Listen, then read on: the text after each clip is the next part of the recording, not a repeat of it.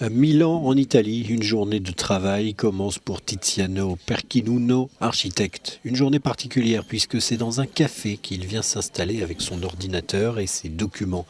Depuis une semaine, ils sont des milliers de Milanais à faire comme lui et venir travailler dans des cafés, restaurants ou rester à la maison.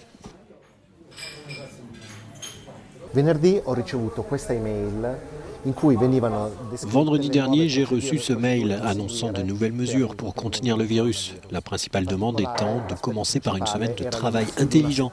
Comme ça, pendant que nous ne sommes pas au bureau, la société désinfecte les locaux.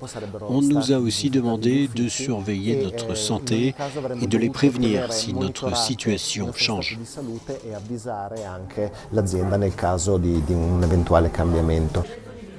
L'entreprise a aussi distribué des masques et du désinfectant pour les mains à tous ses employés. Et bien que les mesures soient plus strictes cette fois, Tiziano y trouve son compte. Ça donne la possibilité de remplir aussi certains engagements personnels, ce qui facilite les choses.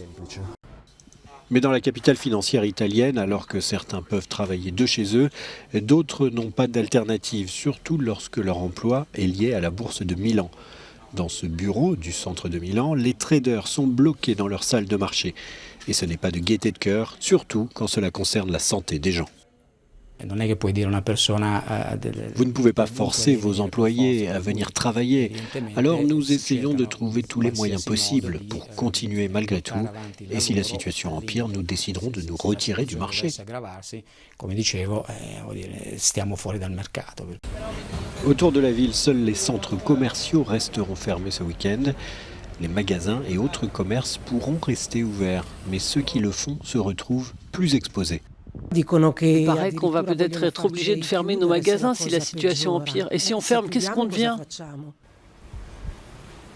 Dans certains cas, l'impact du coronavirus est bien plus radical. Par exemple, dans le quartier chinois de Milan, où les magasins, les restaurants jadis bondés semblent avoir fermé pour une durée indéterminée.